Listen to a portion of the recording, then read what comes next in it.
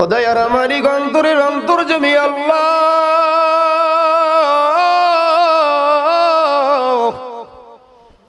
তুমি যদি আজকে আমার গুনাহ গোপন করি, তোমার সত্তার নামের ইজ্জতের খাতিরে গোপন রেখে গফফার নামের ইজ্জতে যদি আমারে ক্ষমা করে দাও মালিক,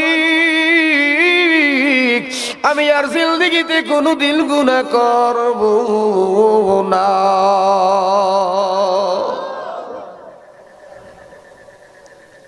এই খবর কার সাথে হইতেছে? কেউ জানে না, নবীও জানে না কি হইতেছে। কি ওই গুনাহগারের তওবা আল্লাহ তাআলা এমন ভাবে কবুল করলেন, জমানার নবী হাত উঠে দোয়া করতে পারে নাই, দোয়া করে নাই, গুনাহগারও বের হয় নাই। গুনাহগার বের হওয়ার আগে জমিনে পর্যাপ্ত পরিমাণে বৃষ্টি নাজিল হয়ে গেছে। মুসা নবীর আগে পয়গম্বর 10 হাত লাঠিটা হাতের ভিতরে আল্লাহর পয়গম্বর লাঠিটা ধরিয়া ফালাইয়া দিছে, আর ডাক দেয়া বলে, মালিক তোমার পয়গম্বরী চাকরি আমি আর করতাম না, তুমি আমারে বেইজ্জতি করেছো। আল্লাহ তুমি আমাকে মিথ্যাবাদী সাব্যস্ত করেছো সমাজের কাছে। সমস্ত নবীদের মধ্যে সবচাইতে রাগী পয়গম্বর ছিল মুসা নবী। লাঠিটা মাঝে মাঝে ধরিয়া হাত দিয়া ফালাইয়া দিত। আল্লাহ তুমি না বলেছো এই মজলিসের মধ্যে গুনাহগার আছে, গুনাহগার মজলিস থেকে বের হয় নাই। আল্লাহ তুমি এর মধ্যে আমি দোয়া করতে পারি নাই, দোয়া কবুল করেছো, বৃষ্টি দিয়েছো, কারণ কি? আল্লাহ ডাক দিয়ে বলে, মুসা রে আমি আল্লাহ যা জানি তুমি তা জানো না, যে এই গুনাহগারের জন্য আমি দোয়া কবুল করি নাই, বৃষ্টি বন্ধ করে রেখেছি। ও জামানার নবী মুসা, ওই গুনাহগারের উসিলায় আমি আল্লাহ এই জমিনের ভিতরে বৃষ্টি দিয়ে দিছি।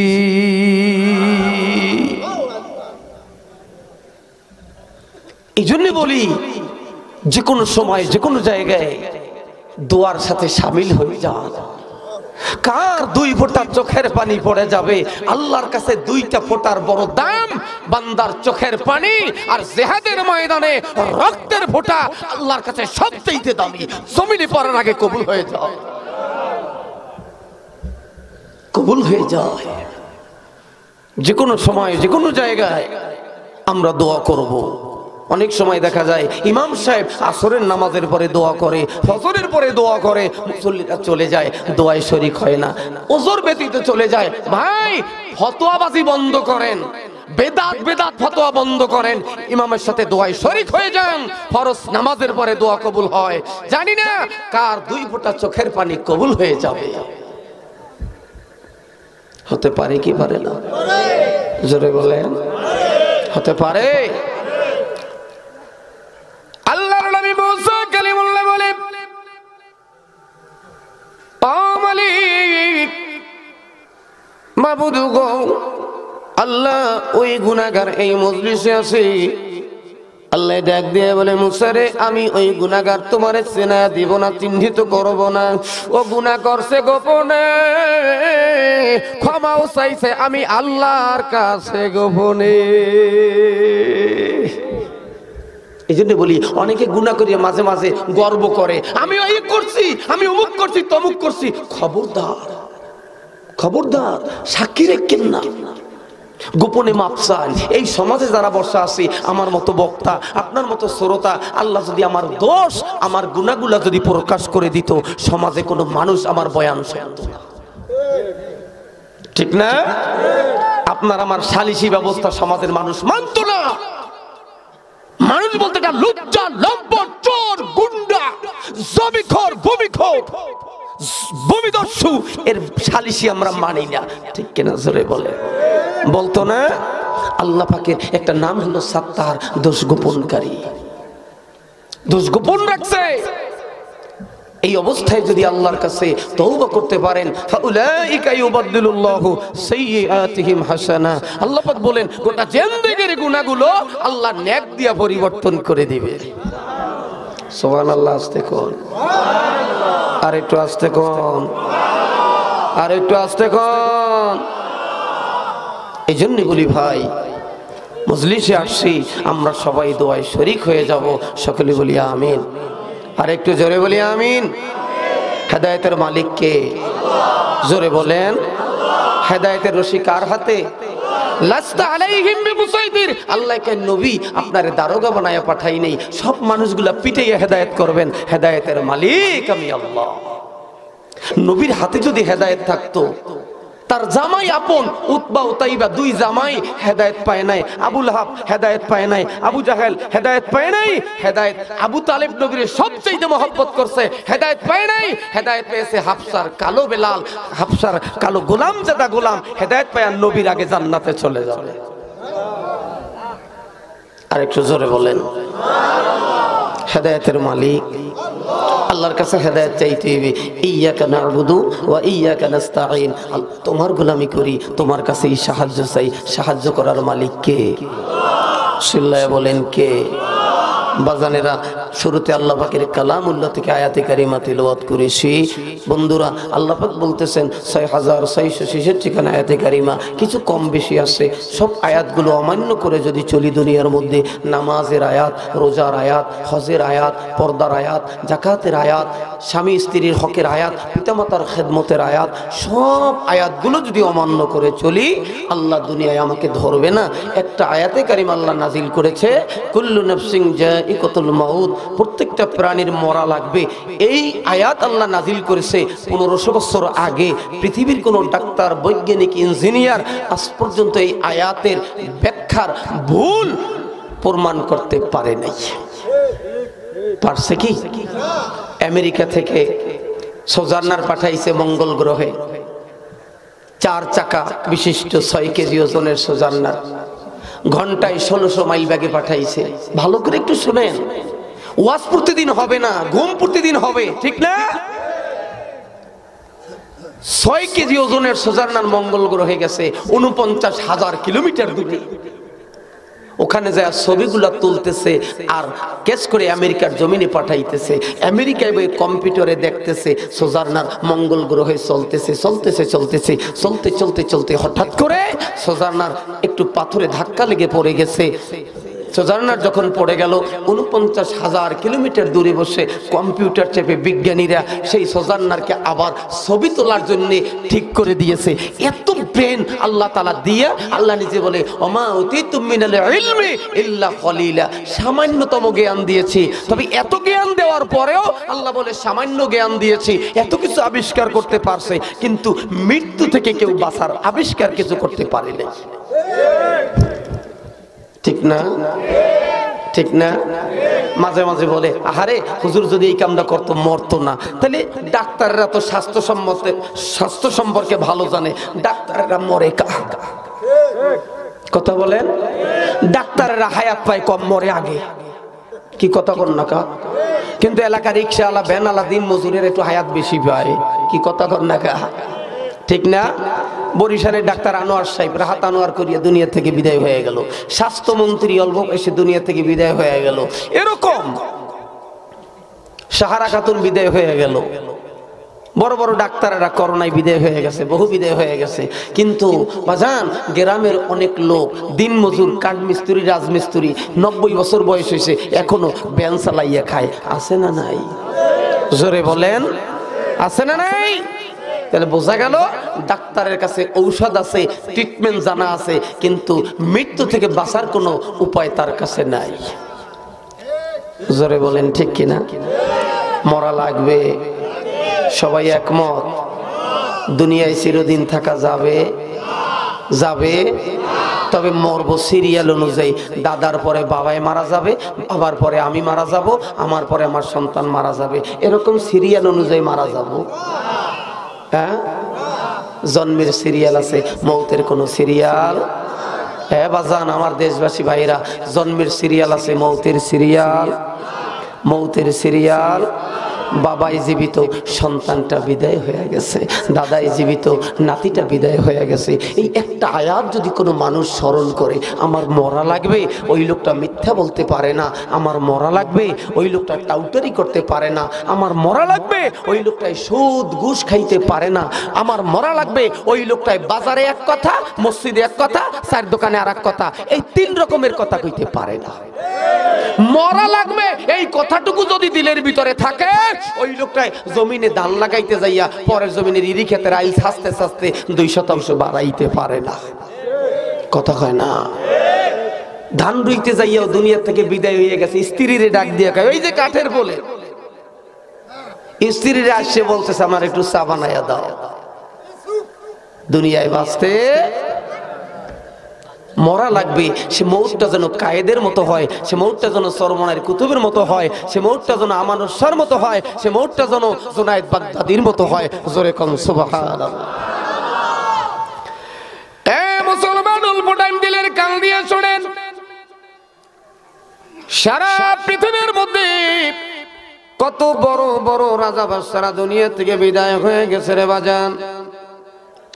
বন্ধু রে, তাদের নাম নিশানা দুনিয়ার ভিতরে নাই, কিন্তু বাজান বহু গরিব লোক, মির্জাগঞ্জের ইয়ারউদ্দিন খলিফা, মুকাইম্মার হাসনা পাগলা, বড় মুফতি মুহাদ্দিস, বড় আলেম কিছু ছিল না, এমপি মন্ত্রী মিনিস্টার কিছু ছিল না, কিন্তু বাংলার জমিনের বড় বড় এমপি মন্ত্রীরা ওই মির্জাগঞ্জ ইয়ারউদ্দিন খলিফার কবরের পাশে যায় কান্দে। এই বাজান চিটাগাঙ্গের আমানত কাপ এত বড় আল্লাহর ওলি হয়েছে বাজানের জজের চাপরাশি ছিল, পাখা টানতো, জজের কোনো নাম নিশানা ইতিহাসে নাই। বাবারি আমানতকার নাম স্মরণ করে কিয়ামত পর্যন্ত থাকবে। আর একটু জোরে কও। চিটাগাঙ্গে আমানতকার নাম জানে না এরকম মানুষ মনে হয় বাংলার জমিনে নাই, ঠিক কিনা? জোরে বলেন। এই আমানতকার কত বড় আলেম, ইংরেজ জজের আমলে এক লোকের বাড়ি চট্টগ্রাম সন্দ্বীপে বাড়ি, তার অনেক জমি জমা নিয়ে মামলা চিটাগাং কোর্টে। আমানতকার জীবনীর মধ্যে লেখে বাজান, অনেক জমি জমা নিয়ে মামলা চলতে আসি, মোবাইল ছিল না, টেলিফোন ছিল না তৎকালীন যুগে। আমানতকার ওই সন্দ্বীপ থেকে চট্টগ্রাম গেছে করে জানার জন্য মামলার তারিখ কবে। যেই মহরি উকিলের কাছে গেছে, উকিল ডাক দিয়া বলে আগামীকালকে আপনার জমিনের ফয়সালা হবে, রায় হবে। ওই আমানতকার যেই জজের পাখা টানি, ওই জজ সাহেব রায় দিয়ে দিবে আগামীকালকে, যার কাগজ দেখবে তার পক্ষে রায় দিবে।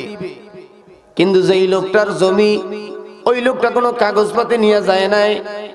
উকিল কি ডাক দিয়া বলে, উকিল রে আমার একটু সময় দাও, আমি কাগজপাতি আনতে পারি নাই।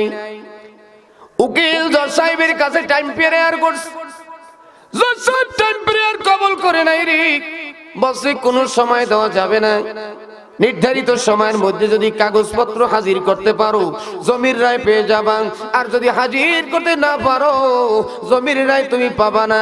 ওই লোকটা মাথায় হাত দিয়ে কাঁদতেছে, আমানত কেটে লক্ষ্য করছে, কোর্টের বারান্দায় বসে লোকটা জিমাইতেছে আর কাঁদতে আছে।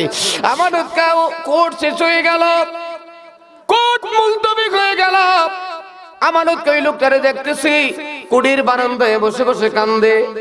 আমানত খান ডাক দিয়া বলে, বাজান রে আপনার বাড়ি কোথায়? বলে আমার বাড়ি সন্দ্বীপে।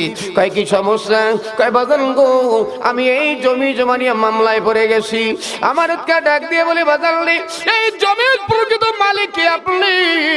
ওই লোকটা দুই চোখের পানি ছেড়ে বলে, বাজান রে আল্লাহকে আল্লাহর কসম করে বলি আমার জমিনের মধ্যে যাররা পরিমাণ কোনো ত্রুটি নাই, কোনো সমস্যা নাই, সমস্ত জমির মালিক আমি। আমানত খান ডাক দিয়ে বলে, বাবাজি আজকে মাগরিবের পর কর্ণফুলী নদীর কিনারায় অমুক জায়গায় হাজির হয়ে যাইও, অমুক জায়গায় হাজির হয়ে যাইও। লোকটা মনে মনে একটু আশ্বস্ত হয়েছে, লোকটা জজের চাপরাশি পাকা টানে। জজ সাহেবকে বলে হয়তো একটু সময় প্রেয়ার দিতে পারবে, সময় বাড়ায়া দিতে পারবে। এই চিন্তা ভাবনা করিয়া মাগরিবের নামাজ ওই কর্ণফুলী নদীর কিনারায় গিয়ে হাজির হয়ে গেছে। ওইখানে আদায় করিয়া ওই আমানত খান একটু পরে সেই জায়গায় হাজির হয়ে গেছে। আমানত খান ডাক দিয়ে বলে, হে বুড়ো, বুড়ো রে, আজকে এখন এই মুহূর্তে যেই ঘটনাগুলো ঘটবে, বাবা রে, আমি দুনিয়ায় বেঁচে থাকতে কারো কাছে বলা যাবে না।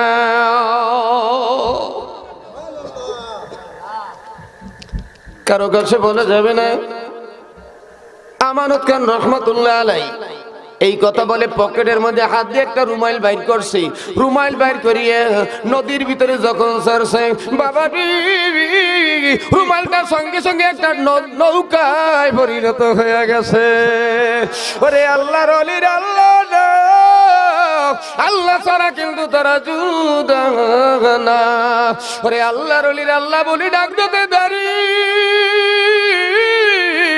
আমার আল্লাহ ডাকে সারা দিতে দেরি হয় না। উদউনি আস্তাজিব লাকুম, আমাকে ডাকো, ডাকো, ডাকতে দেরি হবে, আমি মাওলা ডাকে সারা দিতে দেরি হবে না। জোরে বলেন আল্লাহু আকবার।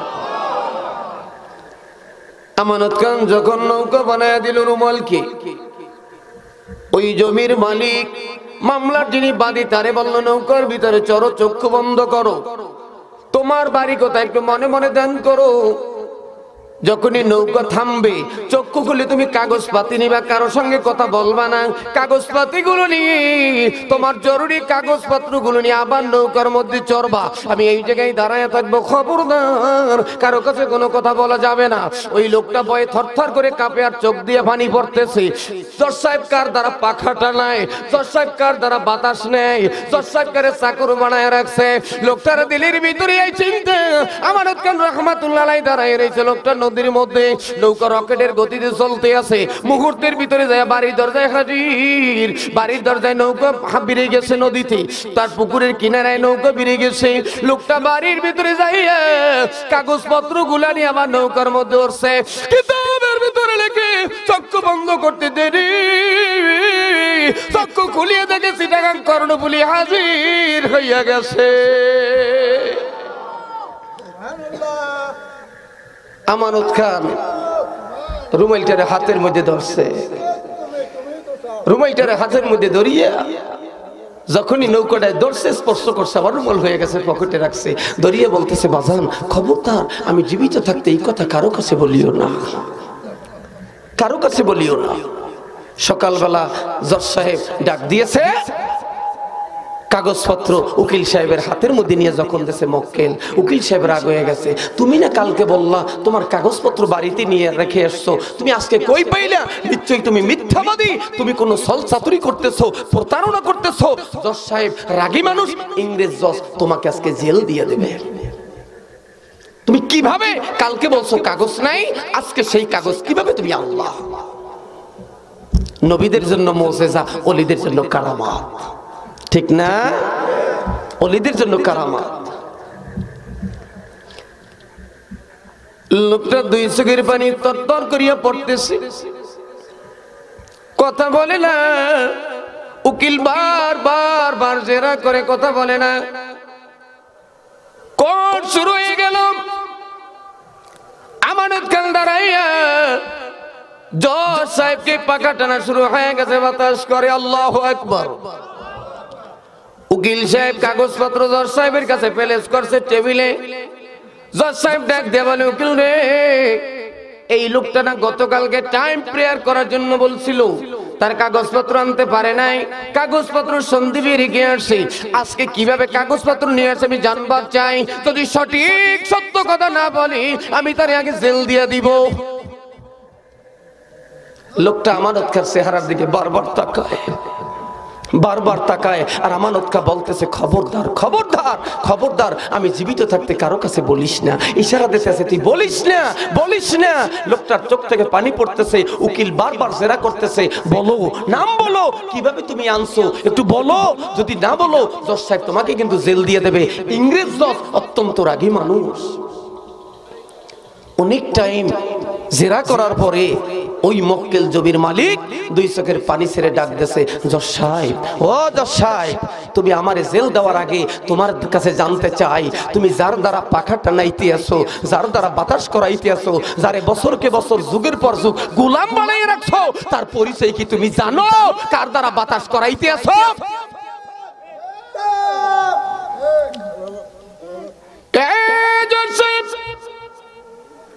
তুমি জানো নি কার দ্বারা বাতাস করাইতেছো, পাখা টানাইতেছো গো? জজ সাহেব আশ্চর্য হয়ে গেছে, কি বলবার চাও? ওই মক্কেল ডাক দিয়ে বলে, জজ সাহেব গো, এই কাগজপত্র আমার বাড়ি ছিল ঠিক, আমি নিয়ে আসি নাই, কাগজপত্র যেইভাবে আনছি এই কথাটাও বলা আমার নিষেধ, কিন্তু আজকে না বললে পারি না। ওরে জজ সাহেব শুনিয়া না, সেই ব্যক্তির দ্বারা পাখা টানাইতেছ, সেই ব্যক্তির কারামতে আমি কাগজ পাইয়া গেছি। চিৎকার মেরে বলেন সুবহানাল্লাহ। লোকটা যখন সব ঘটনা বলে দিল, আমানত খান রহমাতুল্লাহ আলাইহি দুই চোখের পানি ছাড়িয়ে বলে, ও বাদী রে, তোমার না নিষেধ করলাম, তুমি আমারে গোপন থাকার জন্য রাখতে দিলা না, আমারে নিজের গোপন রাখতে দিলা না, কেন প্রকাশ করে দিলা? ওই লোকটা রে যখন প্রকাশ করিয়া দিল, জজ সাহেব মুহূর্তের ভিতরে দাঁড়াইয়া আমানত খান পায়ের মধ্যে পড়িয়া কান্নাকাটি শুরু করিয়ে দিছে। বাবারে, তোমারে এতদিন আমি চিনি, আল্লাহর রাস্তায় তুমি আমারে মাফ করিয়ে দাও। তোমারে চিনি নাই, তোমার আর পাখা টানতে হবে না বাবা, তোমার বেতন তোমার বাড়িতে চলে যাবে, আর কষ্ট করতে হবে না। বাজান, একজন চাপরাশি হইয়া মালিকের সাথে কত বড় সম্পর্ক করছে, কত বড় সম্পর্ক করছে, কত বড় সম্পর্ক করছে।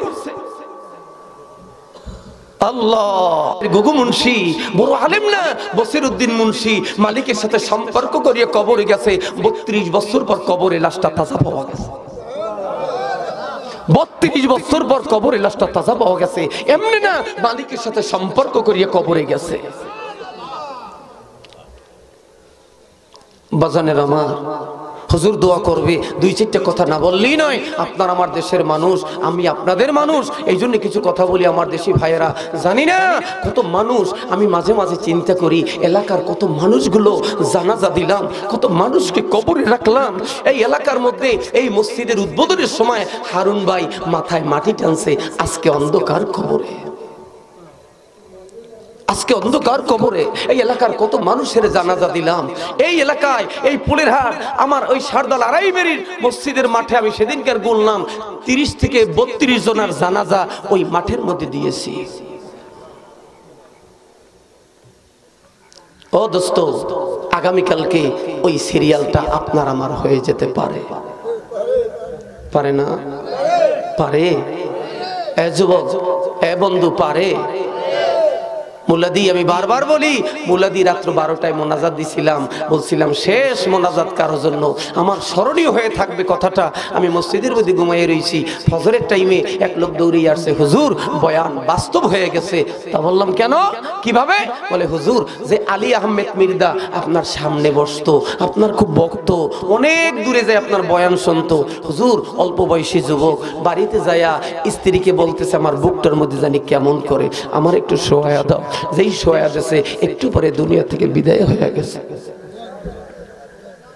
এ দেশবাসী, যুবক ভাই, মনে হয় আপনি আমি কিয়ামত পর্যন্ত বেঁচে থাকবো? যদি মরাই লাগে, কবরের সামানা জোগাড় করতে হবে না? জোরে বলেন, কবরের সামানা জোগাড় করতে হবে না? এবার যান 3 দিন তাবলিগে যান, 40 দিন তাবলিগে যান, 3 দিন চরমনাই যান, অনেক সামানা নিয়ে যায়, পথে আমার সরঞ্জামাদি প্রয়োজন, এগুলো নিয়ে যায়। বাজান, অন্ধকার কবরে হাজার হাজার বছর সর্বশেষ যে ইন্তেকাল করবে, তিনিও 40,000 বছর কবরে থাকবে। পুলসিরাত 30,000 বছর, কিয়ামতের ময়দানটা 50,000 বছর। এই কিয়ামতের ময়দানের, এই পুলসিরাতের, এই অন্ধকার কবরের সামানা একটু জোগাড় করে কবরে নিয়ে যাওয়া দরকার, আছে না নাই? জোরে বলেন, এ যুবক ভাই, আছে না নাই? আল্লাহর ওলি জুনায়েদ বাগদাদী, বিশ্ববিখ্যাত আল্লাহর ওলি, এই জুনাইদ বাগদাদি ইরাকের জমিনে বাগদাদের মধ্যে বসা 11 জন খলিফা নিয়ে কথাবার্তা বলতেছি। হঠাৎ করে এক আগন্তুক ব্যক্তি হাজির হয়ে বলে, জুনাইদ আপনাকে এই মুহূর্তে যেতে হবে ইয়েমেনে। বলে কেন? বলে সুলতান ইবনে আদিল ইন্তেকাল করছে, তার জানাজার জন্য তার জানাজা দিতে হবে। জুনাইদ বাগদাদি ডাক দিয়ে বলে, ভাই ওরে, এখান থেকে ইয়েমেনের দূরত্ব 2500 কিলোমিটার। আমার কাছে জাহাজ নাই, আমার কাছে বিমান নাই, আমার কাছে কোনো গাড়ি ঘোড়া নাই, কিভাবে এই বাগদাদ থেকে আমি ইয়েমেনে যাব? আগন্তুক ব্যক্তি ছিলাম আল্লাহ পাকের একজন ফেরেশতা, আল্লাহ পাকের কাছে গিয়ে বলল, খোদায় রহমান জুনাইদ বাগদাদি ইরাক থেকে কেমনে ইয়েমেনে যাইবি, তুমি একটু রাস্তা বলে দাও। আল্লাহ জানাই দে, ফেরেশতা রে, এক মুষ্টি মাটি নিয়ে আমার জুনাইদ বাগদাদির সামনে বিছায়া দাও। এই মাটির মধ্যে জুনাইদ বাগদাদি একটা সিজদা দিয়ে 3 বার বলবে সুবহান রাব্বিয়াল আলা। আরে আমি আল্লাহ এক সিজদায় 2500 মাইল পৌঁছে দিব। সব সমস্যার সমাধান নামাজে হয়েছে, ঠিক না?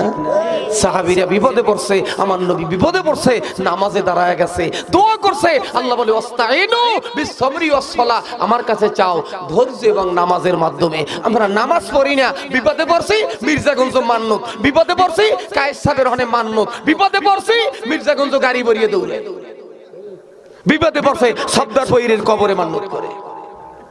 কথা বলেন না কেন? নবী আল্লাহ বলে বিপদে পড়ছো তোমরা নামাজ পড়ে আল্লাহর কাছে দোয়া করো, ঠিক না? নামাজ নাই, দোয়া নাই। জুনাইদ বাগদাদি কত বড় আল্লাহর ওলি! আল্লাহ আল্লাহ আল্লাহ আল্লাহ। এই জুনাইদ বাগদাদি রহমতুল্লাহ আলাইহি এক সেজদা দিয়ে 11 জন খোলা পানিয়া মাথাটা জাগাইছে, দেখে ইয়েমেনে হাজির হয়ে গেছে। বাইজিদ বোস্তামি সেজদা দিলে মাথা জাগাইতো না। খলিফারা বলতো, হুজুর কেন মাথা জাগান না কেন? বলে আমি যেই আল্লাহর কুদরতি কদমে সেজদা দেই, ওই আল্লাহ যতক্ষণ পর্যন্ত তার বরকতি হাত, কুদরতি হাত বাইজিদ বোস্তামির পিঠের উপর বিছায়া না দেয়, বাইজিদ ততক্ষণে মাথা জাগায় না। আমাগো মাসাসিরে মুরব্বীদের যদি পায়ে হাত দিয়ে আমরা দুলা নেই, মুরব্বীরা কি করে দেখেন নাই? মাথায় হাত বুলাইয়া দেয়, টাইনা বুকের সাথে টাইনা দেয়, নেয় না? নেয় না? আল্লাহ কয়, বান্দা ও বান্দা, তুই ফিরি আমি আল্লাহর দরবারে আসছো, আমার কুদরতি কদমে সেজদায় পড়ে গেছো, আমি আল্লাহ আর সহ্য করতে পারি নাই, তোর টাইনা আমি আল্লাহ কুদরতি কোলের মধ্যে নেই। সুবহানাল্লাহ, জোরে কর। জুনাইদ বাগদাদি হাজির হয়ে ইয়েমেনের মধ্যে তাকায় দেখে চারদিকে অন্ধকার। হঠাৎ করে সামনের দিকে নজর করে দেখে আসমান থেকে একটা নূরের তাজাল্লি পাহাড়ের উপরে পড়তে আসে, লাইটের মতো আলো পড়তে আসে। এই অবস্থা দেখিয়ে জুনাইদ বাগদাদি ওই জায়গায় হাজির হয়ে গেছে। দেখতেছে একজন মহিলা 2টা শিশু বাচ্চা নিয়ে কান্নাকাটি করতেছে। জুনাইদ বাগদাদি বলে, মাগো তোমার পরিচয় কি? বলে আমি এই সুলতান ইবনে আদিলের স্ত্রী, আমার 2টা বাচ্চা, আমার স্বামী ইন্তেকাল করছে, পাহাড়ের কিনারায় দাফন দেওয়ার কোনো মানুষ নাই। জুনাইদ বাগদাদি বলে, মাগো আমি জুনাইদ বাগদাদি বাগদাদ থেকে এসেছি তোমার স্বামীর জানাজা দেওয়ার জন্য, দাফনের জন্য। মাগো তুমি পর্দায় চলে যাও। এই মহিলা 2টা শিশু বাচ্চা নিয়ে পর্দায় চলে গেল। জুনাইদ বাগদাদি খোলাফাদেরকে ডাক দিয়ে বললেন, মাথার পাগড়ি গুলো খোলো। 11 জন খলিফার মাথা 11টা পাগড়ি খুলে 3টা পাগড়ির কাপড় দিয়া জুনাইদ বাগদাদি সুলতান ইবনে আদিলের কাপনের কাপড় বানাইলো। বাকি কাপড়গুলো কবরের উপরে বিছায়া দেওয়ার জন্য রেখে দিলাম। হঠাৎ করে গোসল করায় কাপনের কাপড় পরা যখন জানাজা দিবে, এক ব্যক্তি হাজির হয়ে একটা টোপলা নিয়ে ডাক দেশে, রে জুনাইদ, ও জুনাইদ, না এই মাইয়েতের জানাজা তুমি দিবে না। জুনাইদ রে, এই মাইয়েতের জানাজার নামাজটা আদায় করব আমি। একটু মাথার মধ্যে চিন্তা করে, যেই ব্যক্তির আল্লাহ এক সেজদায় 2500 মাইল পথ পাড়ি দিয়ে নিছে, ওই ব্যক্তির নাম ধরিয়ে ডাকে, জুনাইদ সাইড হয়ে যাও, জানাজা আমি পড়াবো। তার পাওয়ার কত! আল্লাহু আকবার বলেন, আর একটু জোরে বলেন। জুনাইদ বাগদাদি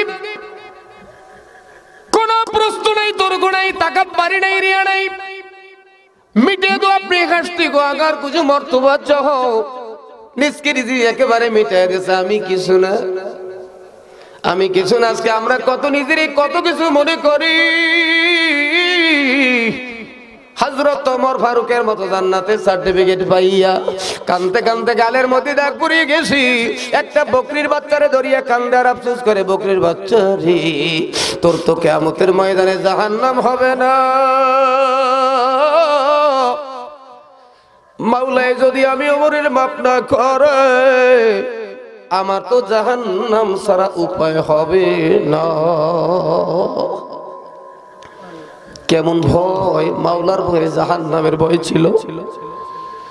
হযরত জুনায়েদ বাগদাদী কোনো তাকাব্বুরি নেই, অহংকার নেই, আস্তে বিছানে চলে গেল। জুনায়েদ বাগদাদী রহমাতুল্লাহ আলাইহি ওই আগন্তুক ব্যক্তি টোপলাটা দিয়ে বলে, জুনায়েদ এই পাগড়ির কাপড়গুলো খোলো, এই টোপলার ভিতরে মাইয়েতের কাপড় আছে, এই কাপড়ের কাপড় পরাও। টোপলার ভিতরে 12,000 স্বর্ণ মুদ্রা আছে। এই মাইয়েতের দুইটা এতিম বাচ্চা আছে, শিশু, ওদের কাছে দিবা, ওর মায়ের কাছে। তারা এই সম্পদ ব্যবহার করবে, ব্যয় করবে, কোনোদিন সম্পদ কমবে না। আগন্তুক ব্যক্তি জানাজা পড়ায় রওনা দিস। জুনায়েদ বাগদাদী ভয়ে তরতর করে কাঁপে। পিছন দিয়ে ডাক দিয়ে বলে, হুজুর আমি একটু প্রশ্ন করবার চাই। আমি আপনারে দুইটা সওয়াল করব হুজুর। আপনি আমারে বারবার নাম ধরে ডাকলেন, জুনায়েদ জুনায়েদ বলিয়া ডাকলেন। হুজুর আমি আপনারে চিনি না, আপনার বাড়ি কই, আপনার পরিচয় কি? আগন্তুক ব্যক্তি দুই চোখের পানি ছাড়িয়া বলে, জুনায়েদ তুই আমার ছিলি না, আমি আর কেউ না, আমি হইলাম খিজির পয়গম্বর। জুনায়েদ বাগদাদী চোখের পানি ছেড়ে বলে, হুজুর এই মাইয়েতের জানাজায় মাত্র আমরা 12 জন। আপনি তাকবীর গুলো এত জোরে দিয়েছেন, কয়েক মাইল ধরে আওয়াজ গেছে। হুজুর তাকবীর গুলা কেন এত জোরে আপনি দিলেন? জুনায়েদ বাগদাদীর এই প্রশ্নের জবাবে হযরতে খিজির পয়গম্বর ডাক দিয়ে বলে, জুনায়েদ রে, এই মাইয়েতের জানাজায় শুধু 12 জন নয়, 1200 নয়, 12,000 নয়, আসমানি রহমতি নূরের ফেরেশতা 12 লক্ষ জমা হইয়া গেছে। এই জন্য আমি তাকবীর গুলো এত জোরে দিছি। জুনায়েদ বাগদাদী ভয়ে তরতর করে কাঁপে আর কান্দে। এই সুলতান ইবনে আদেলের পরিচয় কি? কি আমল করিয়া কবরে যায় ঘুমাইছে, যেই আমলের কারণে আল্লাহ আমারে 2500 পথ পাড়ি দিয়েছে, যেই আমলের কারণে আল্লাহ খিজির পয়গম্বরকে পাঠাইছে, যেই আমলের কারণে নূরের ফেরেশতা 12 লক্ষ হাজির। এই সুলতান ইবনে আদেলের পরিচয় একটু ভালো করে জানা লাগি। জুনায়েদ বাগদাদী পর্দার আড়াল থেকে ডাক দিয়ে বলে, মা গো, ও মা একটু জানবার চাই গো মা, তোমার স্বামী কি আমল করিয়া কবরে যায় ঘুমাইছে? মা, মা গো বলো গো।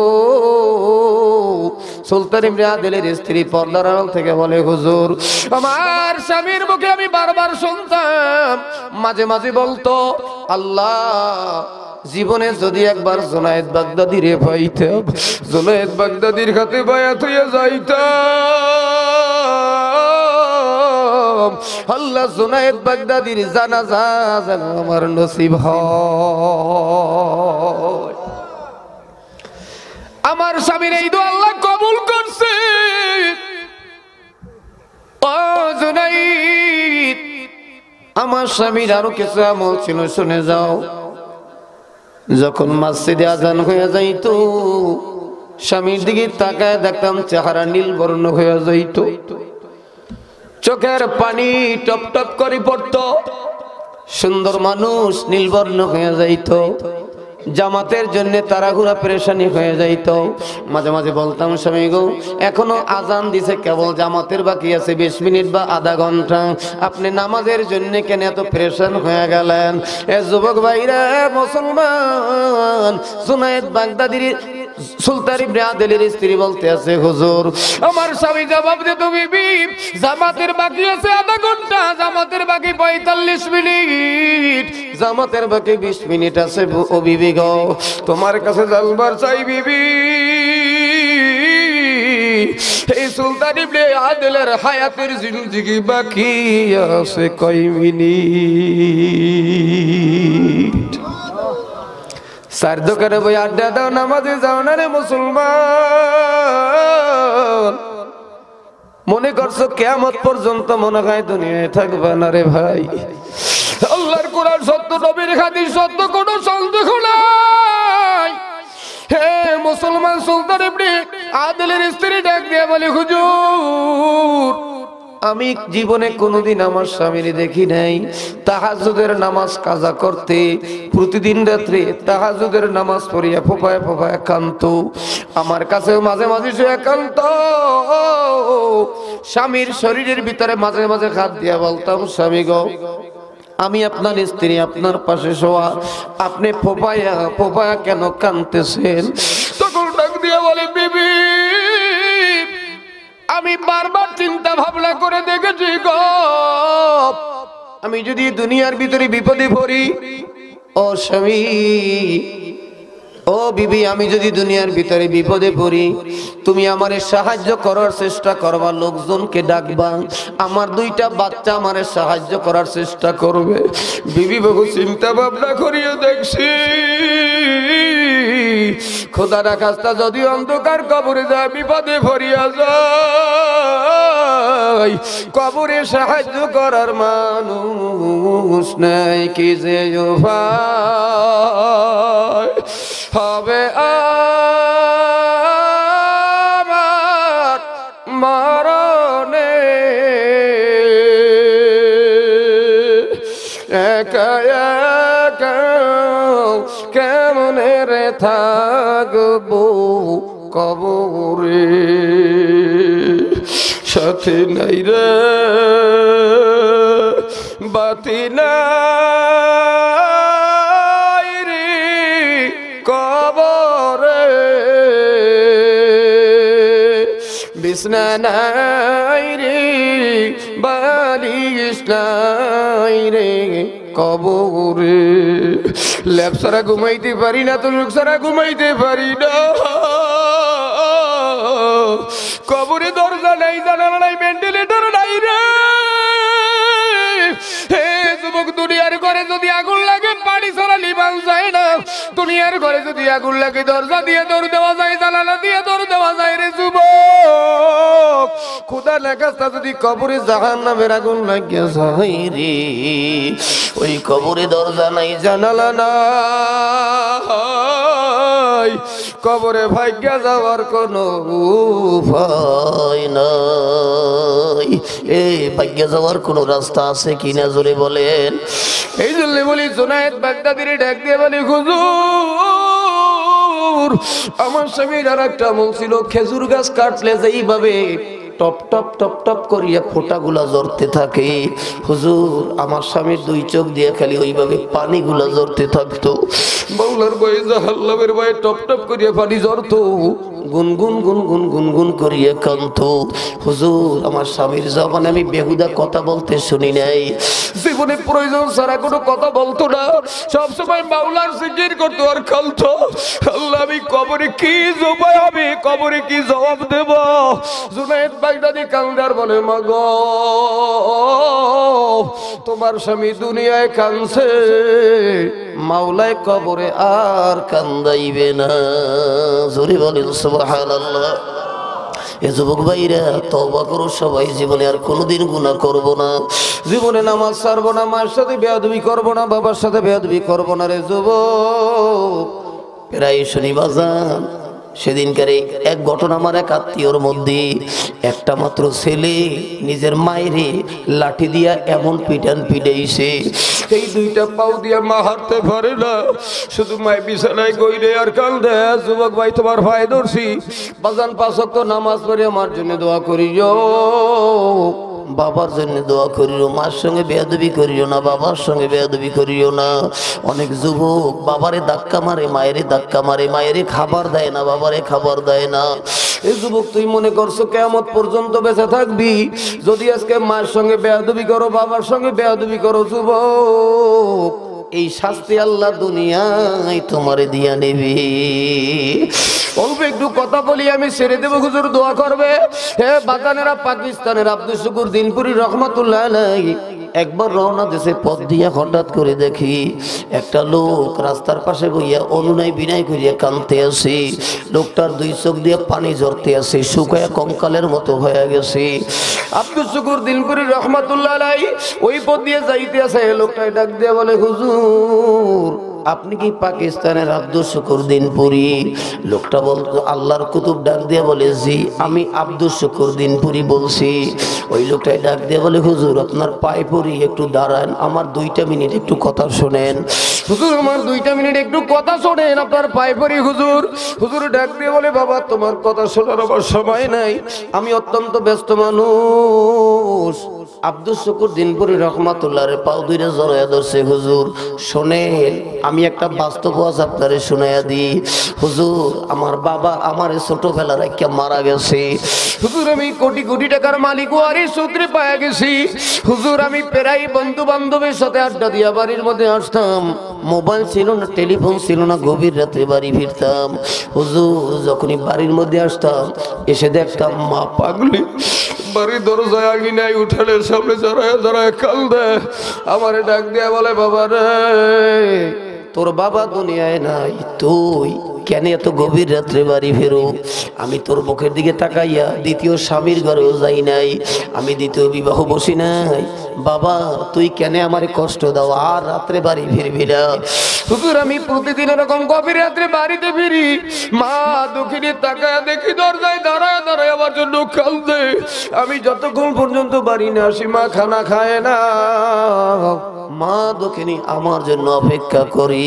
হুজুর একদিন গভীর রাত্রে রাত্র 2টা 2:30 বেজে গেছি। হুজুর আমি বাড়িতে আসি, মদ খাইয়া নেশা খাইয়া অচেতন হয়ে গেছি। হুজুর মা দাঁড়ায়া থাকতে থাকতে দরজার ভাত ভেঙে গেছে।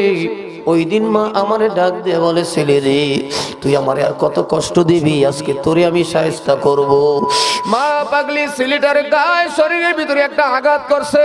ওই ছেলেটা ডাক দিয়ে বলে, হুজুর মা আমারে একটা চর লাগায়া দিছে। হুজুর আমি নেশা খাইয়া মাতাল অবস্থায় ছিলাম।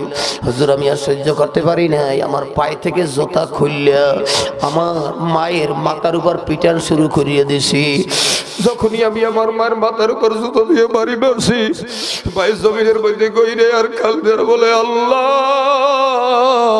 যেই ছেলের মায়ায় আমি দ্বিতীয় স্বামীর ঘরে যাই না, এই ছেলে আজকে আমার জুতা দিয়া ফিরে। আল্লাহ তুমি কই? আল্লাহ তুমি ওর বিচার করো, ওর হাতটা তুমি পোকা দিয়া খাওয়াও। এই বন্ধু মা করছে, যুবক বাইরে যারা মায়েরে কষ্ট দাও, বাবারে কষ্ট দাও রে যুবক, হ্যাঁ বন্ধু ভালো করিয়া বোঝো, টাকা হারাইলে পাওয়া যাবে, বাড়ি ঘর হারাইলে পাওয়া যায়, মেম্বারগিরি চেয়ারম্যানগিরি হারাইলে পাওয়া যায়। ব্যবসা একবার মায়ের খেয়েছো বাজান, আবার ব্যবসায় যে তার আশা করা যায়। কিন্তু কেউ যদি জনম দুঃখিনী মা হারাও, জনম দুঃখী বাবারে হারাও, আর কোনদিন পাওয়া যাবে না। ও দেশবাসী কত মানুষ তো আমার সঙ্গে কান্দে। সেদিনকার আমাদের এই আকনের ছেলে ফারুক ভাই ফোন দিয়া কান্দে, হুজুর মা যদি অসুস্থ থাকতো, ঘরের মধ্যে পড়িয়ে থাকতো, বাড়ি যাই একটা মা খুঁয়া ডাক দিতে পারতাম। আজকাল মা আমাদের এতে করিয়ে কবরে চলিয়ে গেল, মা খুঁয়া কারে ডাক দেব? যুবক ভাইরা কার মা নাই, কার বাবা নাই। মার কথা কি একবার মনে পড়ে না? বাবার কথা কি মনে পড়ে না? রাত্র 12টায় আপনি আমি অসুস্থ হয়ে পড়ছি, কোনো গাড়ি নাই, মোবাইল নাই, টেলিফোন নাই। বাবাই রাত্রে কান্দে করিয়া মেডিকেলে নিয়ে গেছে, পায়ে হাঁটিয়া, রাস্তা ছিল না। যুবক ঈদের দিন, কুরবানির দিন, বাবা রিক্সা চালাইয়া বদলা দিয়া দিন মজুরি কাজ করিয়া ছেলের জন্য একটা নূতন জামা আছে, একটা লুঙ্গি আছে। কিন্তু ওই বাবা নিজের জন্য একটা নূতন জামা কেনে না, নিজের জন্য একটা নূতন লুঙ্গি কেনে নাই রে। ওই বাবা কবরে সে কান্দে রে মুসলমান। ওই বাবার জন্য মার জন্য দোয়া করিও, 5 ওয়াক্ত নামাজ পড়িয়া মাওলা শিখাইয়া দিয়েছে, রব্বির হামহুমা কামা রব্বায়ানি সগীরা। ওই যুবক ডাক দিয়ে বলে, হুজুর আমি যখন মায়ের মাথার উপর জুতা দিয়া বাড়ি মারছি, মা দুঃখিনী দুই চোখের পানি ফেলায় কান্দি। হুজুর কয়েকদিনের মধ্যে আমার হাতের মধ্যে একটা বিচির মতো গোড়া উঠে গেল। হুজুর এই গোড়ার ভিতরে চুলকানি শুরু হয়ে গেল। হুজুর এই চুলকানি থেকে এমন ভাবে আমার হাতটা সরায় গেল, ইনফেকশন হয়ে গেল। পাকিস্তানের বড় বড় ডাক্তার দেখাইলাম। হুজুর বড় বড় ডাক্তার দেখাইছি, কোনো উপকারিতাই হয় না, আরোগ্য হয় না। হুজুর আমারে পাকিস্তানের ডাক্তাররা বোর্ড বসলো, তাড়াতাড়ি নিয়ে যাও লন্ডনে। হুজুর আমারে লন্ডন নিয়ে গেল, সব জমি জমা বিক্রি করিয়ে টাকা পয়সা দিয়ে আমি চিকিৎসা করাইতেছি, কোনো ক্রমই আরোগ্য হয় না। হুজুর কোনো ক্রমই আমার রোগ সুস্থ হয় না। হুজুর আমি বিপদে পড়িয়া গেলাম। লন্ডনে সব ডাক্তাররা বোর্ড বসে, এরকম রোগী জীবনে কোনোদিন দেখি নাই। হুজুর হাতের ভিতরে একটা বড় বড় পোকা এমন ভাবে কামড় দেয়, আমার কলিজা ছটফট করতে থাকে। হুজুর এই অবস্থা শুরু হয়ে গেল। হুজুর আমি ওই লন্ডনের ডাক্তাররা ডাক দিয়ে বলে, বাবা রে, লন্ডনের কোনো চিকিৎসা তোমার আর নাই, কেন আরোগ্য হয় না? কোনো ক্রমেই তো তোমার কোনো সুস্থতা দিতে পারতেছি না। একজন ডাক্তার ডাক দিয়ে বলে, বাজান রে, তোমার জীবনে হাত দিয়ে কোনো মহা অন্যায় করছো কিনা চিন্তা করিয়া দেখো। ওই যুবক দুই চোখের পানি সারিয়া চিৎকার শুরু করিয়া দিয়েছে। ডাক দিয়ে বলে, ডাক্তার রে, এই হাত দিয়ে আমার মায়ের মারছি, এই হাত দিয়ে মায়ের গায়ে আঘাত করছি। আমার আল্লাহ আমার মায়ের অভিশাপে এই গজব দিছে। হুজুর আমি বাড়িতে আসছি, মায়ের কাছে ক্ষমা চাবো। বাড়িতে দেখি মা দুনিয়া নাই, আমি কার কাছে ক্ষমা চাবো? আমার কপাল পুড়িয়ে গেছে। হে মাহারা ভাইরা, বাবা হারা ভাইরা, দেশবাসী, মা নাই বাবা নাই, এই ময়দানে বহু পাগল আছে, আছে না নাই? জোরে বলো, আছে না নাই? এ কার কার মা নাই বাবা নাই? হাতগুলা দেখি রে মুসলমান। বাবা কবরে, মা কবরে শুয়ে কান্দে। ও বাজানেরা, ওই মায়ের কথা মনে করিয়া, বাবার কথা স্মরণ করিয়া একটু চোখের বাড়ি আলগা করিয়া দাও। নূরের ফেরেশতারা নূরের বোতল চোখের গোড়ায় ধরিয়ে রাখছে, যে চোখ দিয়া মাওলার ভয়ে জাহান্নামের ভয়ে এক ফোঁটা পানি বের হইয়া যাইবে। এই পানি দিয়ে আমার মাওলায় জাহান্নামের আগুন ঠান্ডা করিয়া দিবে। জোরে জোরে কোন সুবহানাল্লাহ। এই জন্য বলিয়া যাইবা যান, কবরে তো চললেই যাব। আল্লাহ রাসূল বলে, ইজা মাতাল ইনসানু ইনকাতা আনহু আমালুহু, মানুষ যখন মারা যায় আমল বন্ধ হইয়া যায়। ইল্লা মিন সালাসা, তিনটা আমল জারি থাকে, সদকায়ে জারিয়া, উপকারী বিদ্যা, নেককার সন্তানের দোয়া। জোরে কোন সুবহানাল্লাহ।